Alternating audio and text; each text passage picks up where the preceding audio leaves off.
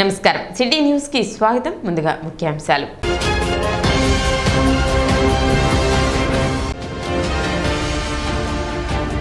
పట్టణంలో దోమల నియంత్రణలో భాగంగా డ్రోన్ల ద్వారా యాంటీ లార్వాను స్ప్రే చేస్తున్న మున్సిపల్ అధికారులు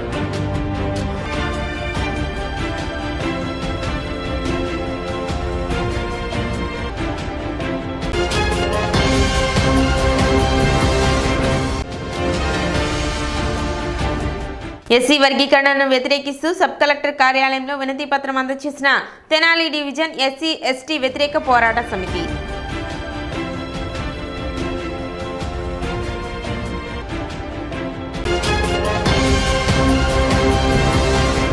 వాణిజ్య బ్యాంకుల కన్నా అత్యధిక వడ్డీ ఇస్తున్న bank Eluru cooperative urban bank అని శేష్ కుమార్ అన్నారు. శుక్రవారం సాయంత్రం జరిగిన ఖాతాదారుల సమావేశంలో బ్యాంకు మేనేజర్ శేష్ కుమార్ పాల్గొని ప్రసంగించారు.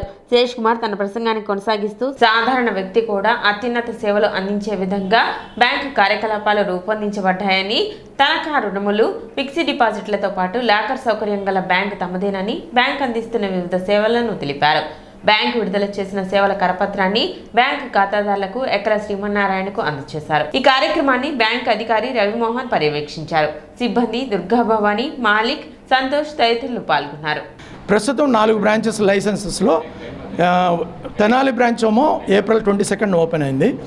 నెక్స్ట్ మంత్ గోరంట్లలో ఓపెన్ అవుతుంది. అట్లానే ఆ నెక్స్ట్ మంత్ నర్సరావుపేట బ్రాంచ్, ఇంకోటి గొల్లపూడి కూడా లైసెన్స్ వచ్చి ఉన్నది. గొల్లపూడి మాత్రం ఒక 3-4 నెలల్లో ఓపెన్ అవుతుంది. అక్కడ ఇంకా ప్రిన్సెస్ దొరకలేదు మాకు. ఆ ప్రిన్సెస్ దొరకగానే లైసెన్స్ ప్రిన్సెస్ అడ్రస్తో సహా లైసెన్స్కి పంపించాలి. అంటే లైసెన్స్ ప్రైమా ఫేసీగా లైసెన్స్ వస్తుంది. దాని తర్వాత అడ్రస్తో సహా పంపిస్తే ఫైనల్ లైసెన్స్ వస్తుంది. ఆ లైసెన్స్ రాగానే అట్లానే అది గొల్లపూడిది కూడా ఓపెన్ అవుతుంది బ్రాంచ్. అప్పటికి మా ఈ బ్రాంచెస్ మొత్తం 8 అవుతాయి టోటల్గా.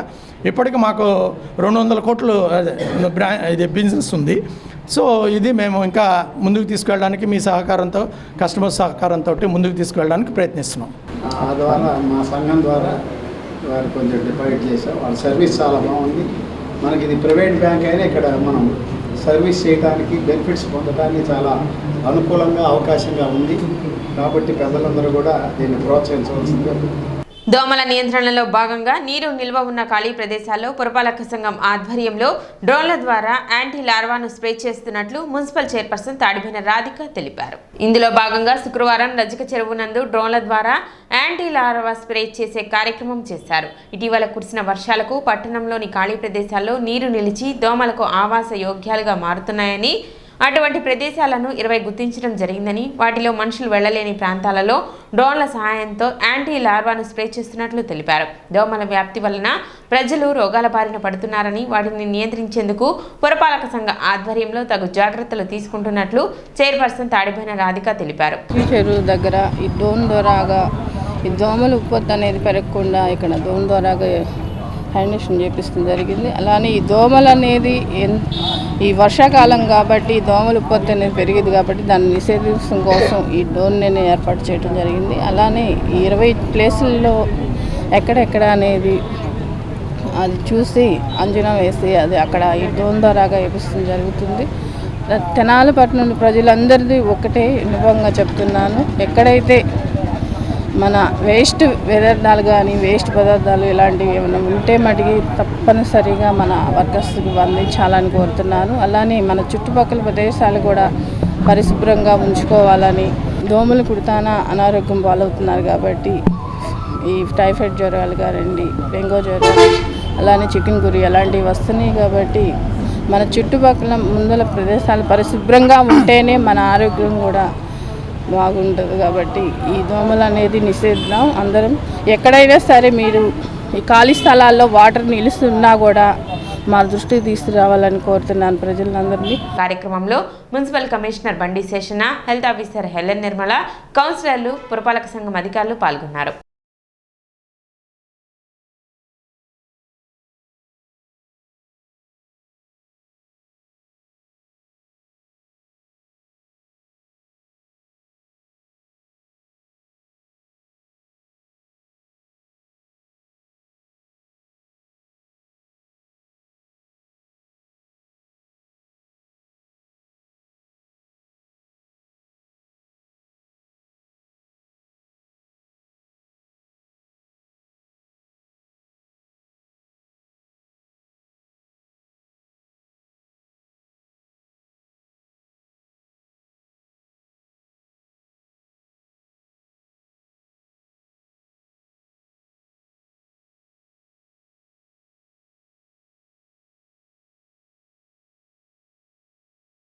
ఈ యొక్క జ్వరాల వల్ల ఎంతో లాసెస్ అవుతూ ఉంటాం.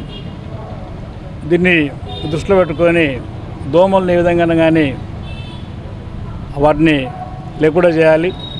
దోమల వల్ల చాలా ప్రాబ్లమ్స్ ఉన్నాయని చెప్పేసి మీరందరూ కూడా గమనించి ఉంటారు. ఈ మధ్యకాలంలో ఫ్లడ్స్ వచ్చాయి విజయవాడ ఏరియాలో. అక్కడ కూడా ఈ యొక్క జ్వరాల వల్ల కూడా కొంత ఇబ్బందిగా ఉంది. దాన్ని అంతా కూడా దృష్టిలో పెట్టుకొని మన ప్రాంతంలో ఎక్కువగా వేకెంట్ సైట్స్ ఉన్నాయి. వేకెంట్ సైట్ల వల్ల మనకు ఇమ్మీడియట్గా అనిపించే ప్రాబ్లం అంటే అక్కడ నుంచి ఈ యొక్క దోమలు వస్తూ ఉంటాయి. వాటి నుంచి రక్షించాలనేసి యుఎల్బి నిశ్చయంతో గౌరవ శాఖ మంత్రులు వారు ఇచ్చినటువంటి ఆదేశాలకు అనుగుణంగా మనం ఈరోజు ఈ ప్రాంతంలో మన పట్టణంలో ఉన్నటువంటి వేకెంట్ సైట్స్ అన్నీ కూడా ఎక్కడైతే ఉన్నాయో వాటన్నీ కూడా ఐడెంటిఫై చేసాము. లార్వా దశలను చంపాలని చెప్పేసి మామూలుగా అయితే కనుక స్ప్రేయర్స్ ద్వారా స్ప్రేయింగ్ చేస్తూ ఉంటాం. కానీ చాలా ఎకరాలలో ఈ యొక్క సైట్లు ఉన్నాయి కాబట్టి ఆ ప్రాంతాన్ని మేము ఒక వ్యక్తిగా వెళ్ళి చేయాలంటే ప్రాబ్లం కాబట్టి దీన్ని అడ్రస్ చేయడానికి డ్రోన్ సిస్టమ్ ద్వారా ఈ యొక్క స్ప్రేయింగ్ చేయాల్సి ఆలోచనతోటి ఈరోజు ఇక్కడికి రావడం అయింది. ఈ యొక్క దోమలు గుడ్డు పెట్టి సుమారు ఒక 25-30 వరకు ఉంటాయి. ఇంత చిన్న వాటర్లోనే ఇట్లగినట్టుగా వేగెంట్ సైట్లలో ఇంకెన్ని ఉంటాయనేసి ఒక ఆలోచనతో డ్రోన్ల ద్వారా స్ప్రింక్లింగ్ చేయాలనేసి ఈరోజు యొక్క ప్రోగ్రాం పెట్టాం. తెనాలి పట్టణ ప్రజలందరికీ నమస్కారం అండి. రీసెంట్గా మనం గత వారం క్రితము వర్షాలు బాగా కురుస్తున్నాయి. ఖాళీ ప్రదేశాల్లో మొత్తం నీటి నిల్వలు ఉన్నాయి. సో ఈ నీటి నిల్వల్లో ఏమవుతుందంటే దోమ గుడ్డు పెట్టి లార్వాగా మారుతుంది. కాబట్టి ఈ ఖాళీ ప్రదేశాల్లో ఎక్కడెక్కడైతే నీటి నిల్వలు ఉన్నాయో మన తెనాలి పట్టణం మొత్తం మీద ఒక 20 వరకు వేకెంట్ ల్యాండ్స్ మేము ఐడెంటిఫై చేసాము. ఎక్కడైతే నీటి నిల్వలు ఉన్నాయో సో అట్లాంటి ప్రదేశాలన్నింటిలో కూడాను ఎక్కడైతే మనుషులుగా వెళ్ళగలిగిన వాటి ప్లేస్లో చిన్న వేకెంట్ ప్లేస్లో అయితే మేము already oil balls anti larva spray మనుషులతో చేపిస్తున్నాము. కొంచెం ఎక్కువ ప్లేస్ ఉండి ఎక్కడైతే మాన్యువల్గా రీచ్ కాలేకపోతున్నామో అలాంటి ప్రదేశాల్లో మాత్రం ఈ డ్రోన్ ఉపయోగించి ఈ యాంటీ లార్వా స్ప్రే అనేది చల్లించడం జరుగుతున్నది. గతంలో కూడా జూలై మాసంలో కూడాను ఇలాగే చేసాం. వర్షాలు వచ్చిన తర్వాత రిజల్ట్ బాగానే ఉన్నది. ఎక్కడెక్కడైతే ఈ డ్రోన్తో చల్లించామో అక్కడ దోమల బెడద కొంచెం తక్కువగానే ఉన్నదని అక్కడ ఉన్న పబ్లిక్ ఇచ్చిన రివ్యూ ప్రకారము మళ్ళీ ఈ వర్షాకాలం అయిపోయిన వెంటనే ఈ డ్రోన్ను పిలిపించి మనము ఈ ఖాళీ ప్రదేశాల్లో నీటి నిల్వల్లో ఈ లార్విసైడ్ అనేది చల్లించడం జరుగుతుంది. సెప్టెంబర్ 14వ తేదీ దేశమంతటా నిర్వహించనున్న హిందీ దినోత్సవ వేడుకలను పురస్కరించుకొని శుక్రవారం పట్టణ మారిస్పేటలోని ఎన్సీఆర్ స్కూల్లో హిందీ దివస్ వేడుకలు వైభవంగా నిర్వహించారు. ఈ సందర్భంగా సభా కార్యక్రమానికి అధ్యక్షత వహించిన హిందీ ఉపాధ్యాయ సంఘం రాష్ట్ర అధ్యక్షులు వనిమిరెడ్డి విజయ్ కుమార్ మాట్లాడుతూ 1949 సెప్టెంబర్ 14వ తేదీన హిందీ భాషను అధికారిక భాషగా ప్రభుత్వం ప్రకటించినప్పటి నుండి హిందీ దివస్ వేడుకలు దేశమంతటా నిర్వహించడం జరుగుతుందన్నారు. ఎన్సీఆర్ పాఠశాల హిందీ ఉపాధ్యాయులు పులి భాస్కర్ మాట్లాడుతూ హిందీ భాష చాలా వరకు సంస్కృత భాష నుండి గ్రహించబడిందని, విద్యార్థులందరికీ చక్కగా అర్థమయ్యేలా సులభతరం చేయబడిందని అన్నారు. ప్రపంచంలోని చాలా దేశాలలో హిందీ ముఖ్య భాషగా ఉండటం గర్వకారణమన్నారు. హిందీ దివస్ సందర్భంగా హిందీ ఉపాధ్యాయునిగా తాను ఈ స్థాయిలో ఉండేందుకు సహకరించిన తమ గురువు గారి కుమారులు మంగళగిరి ప్రాంతంలో హిందీ టీచర్గా 1990 నుండి ఇప్పటి వరకు ఎన్నో వేల మందికి హిందీ పాఠాలు నేర్పిన జీవీఎస్ వరదాచార్యులను దుస్సాలువ పూలమాలలతో ఘనంగా సత్కరించారు. అనంతరం సన్మాన గ్రహీత జీవీఎస్ వరదాచార్యులు మాట్లాడుతూ ప్రపంచంలో ఎక్కువగా మాట్లాడే భాషల్లో హిందీ రెండవ భాషని లాంగ్వేజ్ ఆఫ్ యూనిటీగా మహాత్మా గాంధీచే పిలువపడటం జరిగిందన్నారు. హిందీ నేర్చుకుంటే దేశంలో ఎక్కడికి వెళ్ళినా భాష సమస్యలు లేకుండా జీవించవచ్చని తెలిపారు. ఎటువంటి భయం లేకుండా విద్యార్థులందరూ హిందీ చక్కగా నేర్చుకోవాలని సూచించారు. తెనాలి పట్టణంలో ఉన్న హై స్కూల్స్లో హిందీ బోధిస్తున్న ఉపాధ్యాయులను ఈ సందర్భంగా ఘనంగా సత్కరించారు. అలాగే హిందీలో అత్యధికంగా మార్కులు సంపాదిస్తున్న విద్యార్థులను మెమెంటోతో ప్రశంసా పత్రంతో అభినందించారు. అలాగే ఇటీవల కేరళలో వైనాడు ప్రాంతంలో వరద బాధితులకు అండగా నిలిచి తమ వంతు సాయంగా ధనసేకరణ చేసిన విద్యార్థులకు ఈ సందర్భంగా మెమెంటో ప్రశంసా పత్రంతో అభినందించారు. కార్యక్రమంలో హిందీ ఉపాధ్యాయ సంఘం గుంటూరు జిల్లా అధ్యక్షులు తాటి నరేష్, హెచ్ఎంపివి సుధారాణి, బాపట్ల జిల్లా హిందీ ఉపాధ్యాయ సంఘం ప్రధాన కార్యదర్శి పిసిహెచ్ శివకుమార్, లలిత అండ్కో కుమార్, బి విజయకుమారి, జ్యోతిరావు, హిందీ ఉపాధ్యాయులు, విద్యార్థులు పాల్గొన్నారు. వేదంలో ఒక మాట చెప్తాడు, ఆచార్య పూర్వరూపం అంతే వాస్తుత్తర రూపం విద్యా సంధి ప్రవచనగుం సంధానం ఇత్యది విద్యం అంటాడు. ఆచార్యుడే మొదటి రూపం, శిష్యుడు రెండో రూపం. వీరిద్దరి మధ్య సంధి విద్య, వీళ్ళిద్దరి మధ్య జరిగేటువంటి సన్మార్గ దర్శనం ప్రవచనం. అంటే గురువు చెప్పిన విషయాన్ని మనం ఆలకించి ఆ జ్ఞాన సంపత్తిని మనం పొంది దాన్ని ఉపయోగించాలి. అదే విద్య. నేను కూడా ఈరోజుకి సుమారుగా ఒక 45-50 మంది స్మార్త పండితుల్ని తయారు చేసి నాన్నగారి మాటని నిలబెట్టి ఆ పండాలు ఆ మార్గంలో నడవడం జరుగుతుంది. మరి మా పాఠశాలలో ఈ విధంగా ఒక పండుగ వాతావరణంగా ఈ హిందీ దినోత్సవం జరుపుకోవడం అనేది మాకెంతో సంతోషంగా ఉంది. హిందీ భాష యొక్క ప్రాముఖ్యత గురించి చెప్పారు. అట్లానే సెప్టెంబర్ 14వ తారీఖున మనము ప్రతి సంవత్సరము హిందీ దినోత్సవాన్ని జరుపుకుంటున్నాము. రాజభాషగా హిందీ భాషను మనం నేర్చుకోవటం జరుగుతుంది. విద్యార్థులైన మీరు హిందీ అనేది ఒక లాంగ్వేజ్, మీకు ఆ హిందీ భాషను మీరు బాగా నేర్చుకొని మరి హరిగా చెప్పినట్టు మనం ఎక్కడికి వెళ్ళినా, వేరే రాష్ట్రాలకు వెళ్ళినా చక్కగా మనం భాష నేర్చుకున్నప్పుడు అది మనకి ఎంతగానో ఉపయోగపడుతుంది. అంటే సంస్కృతం నుంచే పుట్టింది కాబట్టి హిందీ భాష అక్కడ తప్పనిసరిగా మీరు సంస్కృతి చదువుకుంటున్నారు కాబట్టి సరే మేము అట్లా కొంచెం సంతృప్తి చదువుతున్నాం. కాబట్టి అట్లా మనం భాషని ఎప్పుడైతే 10th క్లాస్ వరకే కాదు, తర్వాత కూడా మీరు కనుక కంటిన్యూ చేసుకొని భాష ఎప్పుడైతే మనం ఒకటి కన్నా ఎక్కువ భాషలు మీరు చూడండి, మనకి తెలిసినట్టుగా ఇంత ముందు మనకి ప్రధానమంత్రిగా చేసినటువంటి పివి నరసింహారావు గారిని మీరు చూసినట్టయితే ఆయన బహుభాషా కోవిడు. హిందీలో మరి తెలుగులో ఉన్నటువంటి విశ్వనాథ సత్యనారాయణ గారు రాసినటువంటి 1000 పడగలని సహస్రపడని హిందీలోకి రాశాడు. సో హిందీలోకి రాయగలిగారు పండితులు ఉన్నాడు పివి నరసింహారావు గారు.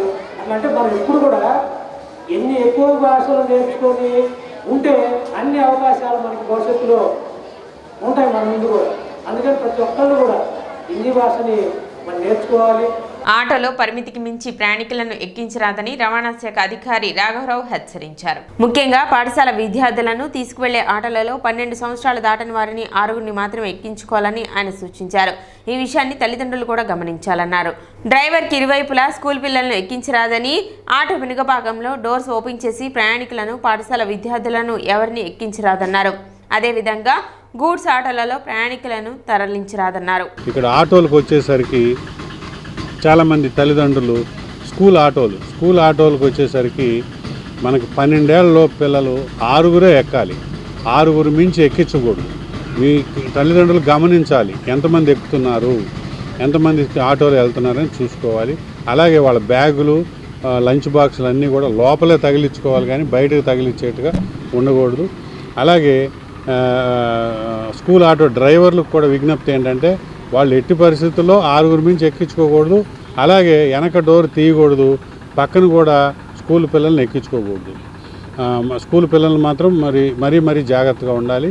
అలాగే ప్రయాణికులను ఎక్కించుకునే ఆటోలు కూడా వెనక డోర్ తీయకూడదు. మా దగ్గర ఏం చేస్తున్నామంటే ఫిట్నెస్కి వచ్చినప్పుడు మేము కంపల్సరీ వెనక డోర్ వెల్డింగ్ చేయించడం జరుగుతుంది.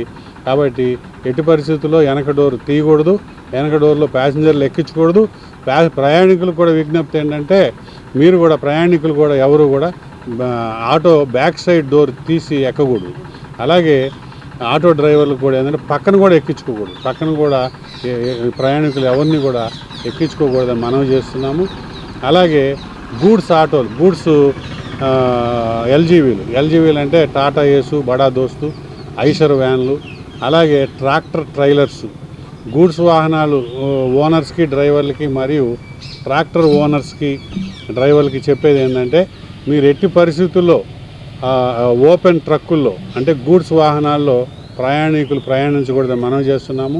భారీ వర్షం వలన తెనాలి ఆర్టీసీ డిపోకు 3,16,000 రోజువారీ ఆదాయం తగ్గినట్లు డిపో మేనేజర్ రాజశేఖర్ తెలిపారు. గత కొద్ది రోజులుగా కురుస్తున్న వర్షాలకి ప్రయాణికులు తక్కువగా ఉన్నప్పటికీ ఏ రూట్ నందు ప్రయాణికులు ఇబ్బంది పడకూడదన్న ఉద్దేశంతో అన్ని రూట్లకు బస్సులను తిప్పడం జరిగిందని, సమస్యాత్మకంగా కొన్ని రూట్లు ఉన్నందున అసిస్టెంట్ మేనేజర్ మరియు ట్రాఫిక్ ఇన్స్పెక్టర్లు ఆ రూట్ల నందు ప్రయాణించి ఎక్కడి వరకు బస్సు ప్రయాణించగలదో అక్కడి వరకు బస్సులను పంపించడం జరిగిందని చెప్పారు.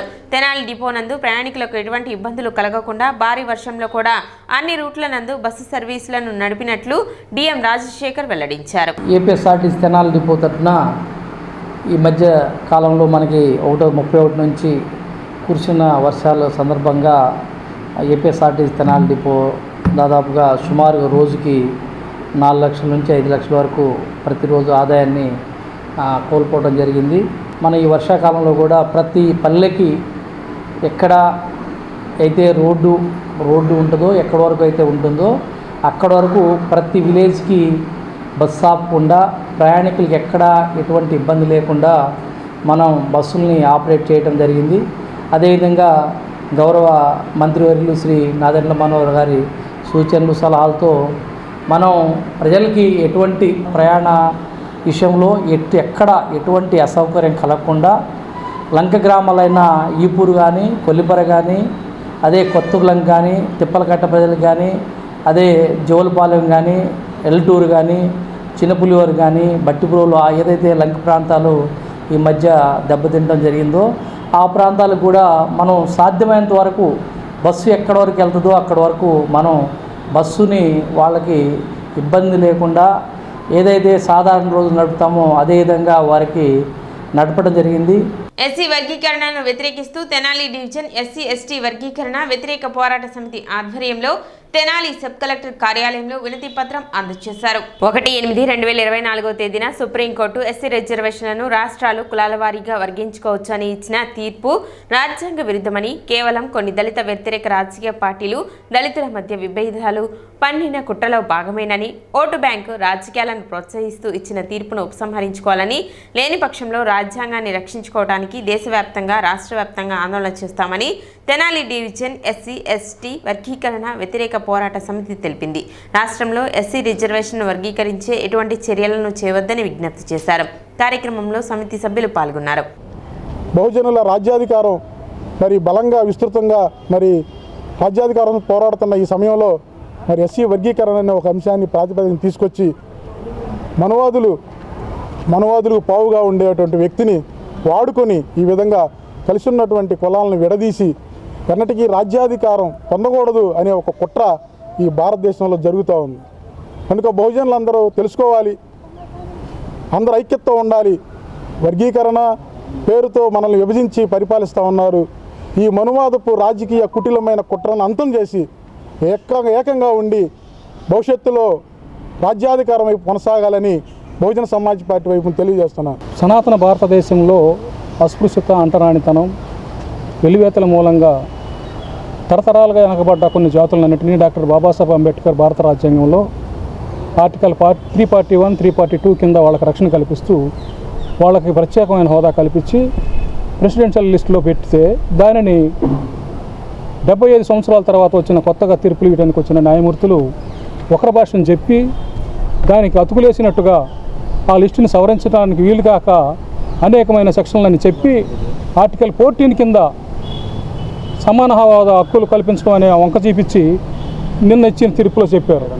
అదే తీర్పుని సుప్రీంకోర్టులో ఉన్నటువంటి జడ్జీలకి వర్తించలేదని ఆ జడ్జీలను మేము అడుగుతున్నాం. ఈ సందర్భంగా కొలీజియం సిస్టాన్ని వ్యతిరేకంగా మేము ఇప్పుడు ఉద్యమించబోతున్నాం.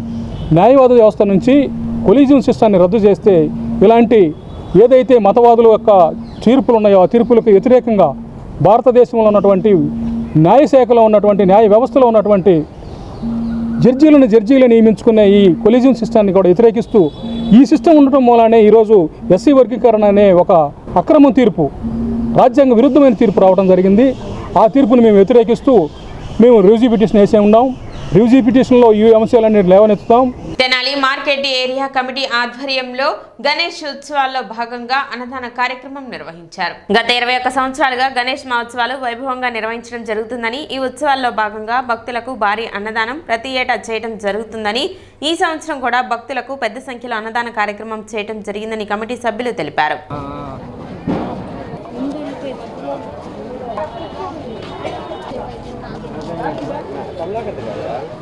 ఏంటిదిరా వెళ్ళిపోతాను నేను కూడా రాను నేను.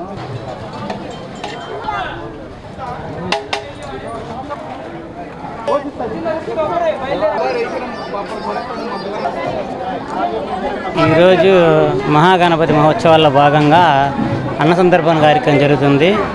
గత 21 సంవత్సరాలుగా ఎంతో అత్యంత కనుల పండుగ ఈ కార్యక్రమానికి దాతలందరూ సహకరిస్తున్నారు.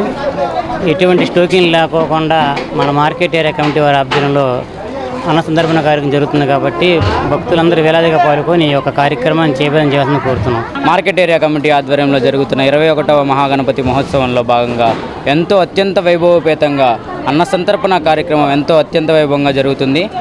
ఈ కార్యక్రమానికి ఎన్నో వేల మంది భక్తులు వచ్చేసి అన్నప్రసాదం స్వీకరిస్తున్నారు. ఎంతో ఆనందంగా ఉంది. ఇలాంటివి హిందుత్వాన్ని కాపాడే ఇలాంటి కార్యక్రమాలు ఎన్నో చేస్తామని మార్కెట్ ఏరియా కమిటీ నుంచి తెలియజేస్తున్నాము. అలాగే గత 21 సంవత్సరములుగా ఈ కార్యక్రమానికి సహకరిస్తున్న దాతలందరూ అష్టైశ్వర్యములతో ఆయుర ఆరోగ్యములతో అన్ని వేళలా సుఖ సంతోషాలతో వర్ధిల్లాలని మనస్ఫూర్తిగా విఘ్నేశ్వరుని కోరుకుంటూ మార్కెట్ ఏరియా కమిటీ. అనుమల్లపూడి గ్రామంలో వినాయకుడి నిమజ్జనం కార్యక్రమంలో తీవ్ర ఉద్రిక్తత చోటు చేసుకుంది. వైసీపీ నాయకులు టీడీపీ వర్గంపై రాళ్ల దాడి చేశారు. గ్రామంలో గొడవలు జరుగుతాయని ముందస్తుగా పోలీసులు బందోబస్తు ఏర్పాటు చేశారు. అయినా పోలీసుల ఎదుటే వైసీపీ నాయకులు టీడీపీ వాళ్లపై రాళ్ల వర్షం కురిపించారు. వివరాల్లోకి వెళ్తే అనుమర్లపూడి గ్రామంలో గౌడు సంఘం ఆధ్వర్యంలో గత 7న బాయ్ సెంటర్లో వినాయక విగ్రహం ఏర్పాటు చేశారు. ఈరోజు వినాయకుని విగ్రహం నిమజ్జనం సందర్భంగా గ్రామంలో ఊరేగింపుతో సేకూరు మీదుగా సంగం జాగర్లముడి లాకుల వద్ద నిమజ్జనం చేసే క్రమంలో డీజేతో ఊరేగింపుగా గ్రామంలోని పంచాయతీ వద్దకు రాగానే రోడ్డు ప్రక్కన డాబా మీద నుంచి వైసీపీ నాయకులు రాళ్లతో దాడులకు తెగబడ్డారు. వైసీపీ అధికారం కోల్పోయిన దగ్గర నుండి రగిలిపోతున్నారని టీడీపీ నాయకులు ఊరేగింపులో ఎమ్మెల్యే ధూళిపాళ్ల నరేంద్ర పాటలు డీజే వేసుకుని గ్రామంలో తిరగటం నచ్చక వైసీపీ నాయకులు తమపై రాళ్ల దాడి చేశారని, రాళ్ల దాడి జరుగుతున్న సమయంలో పోలీసులు కూడా ఉన్నారని, అయినా ఎక్కడా వైసీపీ నాయకులు దాడి చేయడం తగ్గలేదని, దాడుల్లో 5గురికి గాయాలు కావడంతో 3గురిని తెనాలి ప్రభుత్వ వైద్యశాలకు తరలించడం జరిగిందని, మరొక 2 గ్రామంలోని ఆర్ఎంపీ దగ్గర చికిత్స పొందుతున్నారని, తాము వినాయకుడి నిమజ్జనంలో ఎమ్మెల్యే నరేంద్ర పాటలు వేసుకోవడమే వైసీపీ నాయకులు సహించలేక ఆగ్రహంతో తమపై రాళ్ల దాడి చేశారని, దాడి చేసిన వారిని తక్షణమే పట్టుకుని కఠినంగా శిక్షించాలని ఆగ్రహం వ్యక్తం చేశారు.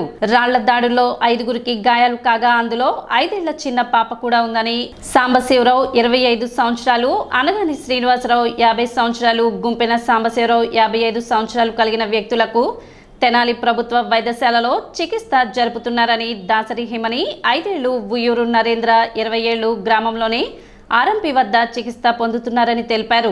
సెంటర్లో డీజే ఆపకుండా ముందుకు పెద్ద డీజే తీసుకురావడానికి డీజేని తీసుకొచ్చినాక నరేంద్ర గారు పాట వేయించాను. నరేంద్ర గారు మామూలుగా పాట వేయించి ఎగురుతూ ఉన్నాను. ఎగురుతూ ఉంటే రాయి సైడ్ వేసారు. రాయి కలిగింది, రక్తం బాగుంది, కళ్ళు తిరిగింది. నాకేం అర్థం కాలేదు. తర్వాత మా ఊళ్ళో ఎవరు ఎంత గట్టిగా కొంచెం అడకి తర్వాత పరిగెత్తారు. ఇట్లా మాది అనార్లపూడి గ్రామంలో వినాయక చవితి నిమజ్జన కార్యక్రమం పూర్తి చేసుకుని ముందుకు వెళ్తున్న సందర్భంలో సెంటర్కి వచ్చామండి. సెంటర్కి వచ్చి మా ఇంటి ముందు పాట వేయాలని బండి వెనక తీసుకురావడం జరిగింది. బండి వెళ్ళిపోతుంటే వెనక తీసుకొచ్చి మనం పార్టీ పాట వేయడం జరిగింది. టీడీపీ పాట నరేంద్ర గారికి సంబంధించింది. పార్టీ పాట వేయించే సందర్భంలో ఈ రాళ్ళ దాడి చేయడం జరిగింది. టీడీపీ పాటలో సెంటర్లో వేయడానికి అర్హత లేదని ఈ రాళ్ళ దాడి జరిగింది. ఈ సందర్భంలో 4గురికి దెబ్బలు తగిలి తీవ్ర దెబ్బలు. అతను రేఖా సాంబి అనే అతనికి తలకి కుట్లు బండి ఒక 5 కుట్లు వేశారు. ఇంకా శ్రీనివాసరావు గారు, అలానే యామయ్య గారు, ఇంకా చిన్నపిల్లలు తగిలిని 8 మంది ఆడవాళ్ళు దెబ్బలు తగిలి వాళ్ళు వేరే హాస్పిటల్లో చికిత్స పొందడానికి వెళ్ళారు. మేము రక్త కోసం నాకపోతాను, తలకు తగిలిన దెబ్బకి నెత్తి రాకపోతాను మేము గవర్నమెంట్ హాస్పిటల్లో ఉండాల్సి వచ్చింది. అతనికి రూమ్ ఇచ్చి 2 రోజులు ఇక్కడ ఉండవలసిందిగా డాక్టర్లు తెలియపరిచారు. నిమజ్జనం కార్యక్రమం సందర్భంగా సెంటర్కి వచ్చి టీడీపీ పాట వేయడం జరిగిందన్న. టీడీపీ పాట వేయడం జరిగినప్పుడు వైసీపీ నేతలు చుట్టూ రాళ్ళు తీసుకొని నుంచొని రాళ్ళు దాడి జరగడం జరిగింది సెంటర్లో. ఈ పాట వేసిన టీడీపీ పాట వేయగానే రాళ్ళు దాడి చేశారు. ఆ ఫ్లెక్సీల విషయంలో కూడా నాకు మనసులో పెట్టుకొని ఇవాళ పార్టీ పాట వేసినాక మన పార్టీ అధికారం లేదు, వాళ్ళు మన ఇంటి ముందు మన పాటలు వేయటం ఏంటి అనేది మా పాట పెట్టగానే పార్టీ పాట పెట్టగానే దాని గురించి రాళ్ళదాడి జరిగింది. బొమ్మ సెంటర్కి వచ్చాము. సెంటర్కి వచ్చినాక పోలీసులు ఎదరికి పంపించే జరిగి బొమ్మను ఆడాపి డీజేని వెనక రమ్మని 2 పాటలు పార్టీ పాటలు వేసుకుందామని వెనక తెప్పించే జరిగి వాళ్ళు వెనక నుంచి రాళ్ళు దాడి బాగా వైసీపీ నాయకులు. వినాయక చవితి సందర్భంగా మేము కార్యక్రమం జరుపుకుంటున్నాం. హనుమన్పూడి సెంటర్లో వచ్చేసే మేము టీడీపీ పాట అనేది వేయటం జరిగింది. దాని పక్షాన చుట్టూ వైసీపీ నేతలు రాళ్ళు దాడి చేశారు. మండలంలోని జగడగుంటపాలెం ప్రగడకోటయ్య నగర్లోని పద్మశాలి యూత్ ఆధ్వర్యంలో ఏర్పాటు చేసిన గణేష్ని మండపం వద్ద లడ్డు వేలం నిర్వహించగా రాజా భక్తుని విజయ్ కుమార్ 136,000కు దక్కించుకున్నారు. వేలం పాట కార్యక్రమం జరుగుతుంది. గుంటి వెంకట గారి పాట 135,000 రూపాయలు. రాజా భక్తుని విజయ్ కుమార్ గారి పాట స్వామివారి దివ్య ప్రసాదం 136,000 రూపాయలు. ఒకటో మీతో పని ఉంటుంది, ఎక్కడున్నా కూడా తప్పెట్లు మేళాలందరూ 36,000 రూపాయలు. రెండోసారి ఉత్సాహవంతమైన భక్తులు ఇంకెవరైనా ఉంటే ముందుకు రావాల్సిందిగా కోరుతున్నాం. పాట రెండోసారి రాజాపత్తిని విజయ్ కుమార్ గారి పాట 136,000 రూపాయలు. 136,000 రూపాయలు. రెండోసారి రాజాపత్తిని విజయ్ కుమార్ గారి పాట 136,000 రూపాయలు. రెండోసారి పాట కొట్టేస్తున్నాం. ఎవరైనా ఉన్నారా? రాజాపత్తిని విజయ్ కుమార్ గారి పాట 136,000 రూపాయలు. మూడోసారి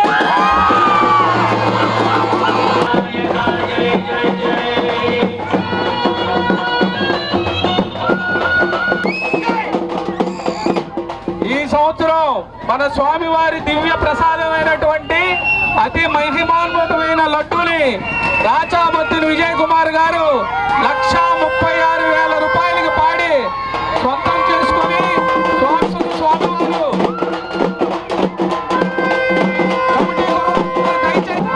రాజాభక్తుని విజయ్ కుమార్ గారు 136,000 రూపాయలకి స్వామివారి దివ్య ప్రసాదమైనటువంటి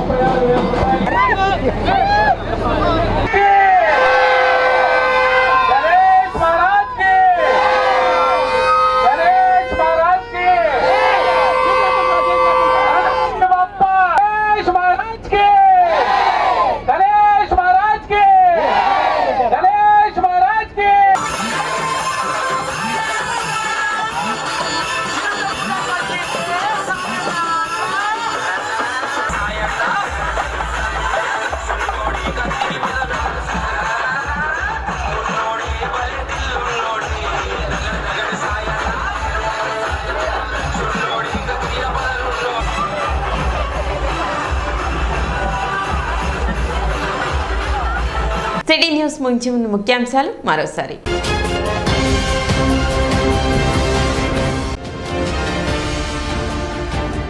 పట్టణంలో దోమల నియంత్రణలో భాగంగా డ్రోన్ల ద్వారా యాంటీ లార్వాను స్ప్రే చేస్తున్న మున్సిపల్ అధికారులు.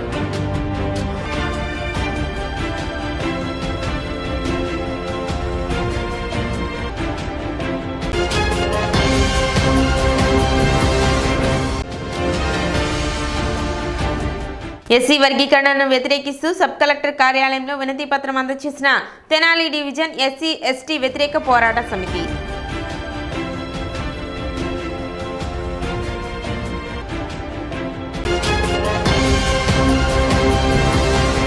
సిటీ న్యూస్ ఇంతటితో సమాప్తం. నమస్కారం.